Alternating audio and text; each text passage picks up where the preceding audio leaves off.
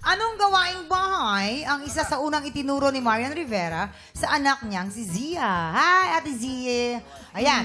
A, maglaba or B, magwalis? Yes, Bryce. Actually, Oh, ano?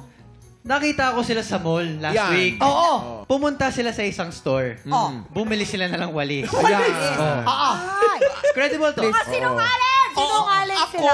anak ko, papakita sa mall, magwawalis? No way. Para mapakita lang. Siguro sa loob ng bahay, pwede mo yung ituro na maglaba sa washing machine, pero hand wash.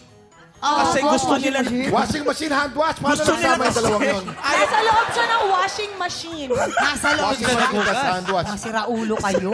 Hindi kasi iba talaga pag ang nanay, tinuturoan mo ang bata maglaba. Kasi yun ang kailangan Parang mo eh. basic eh. Alamin na natin, ano magiging kasagutan mo, Yas? Parang, nabasa ko to sa isang article Na? na tinuruan niya si Zia muna maglaba. Maglaba. Yan. Tinuruan ni Marian maglaba si Zia. Kabog or sabog in 5, 4, 3, 2, 1.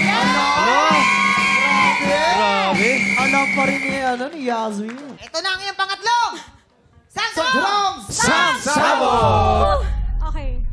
Nitong linggo lang, ha? Nung linggo Ito lamang. lang? Ha? Oo, nitong linggo lang. Juicy pa yan. Oo. Sa anong sporting event nanalo ang aktor na si Rocco Nacino? A. Professional wrestling or B.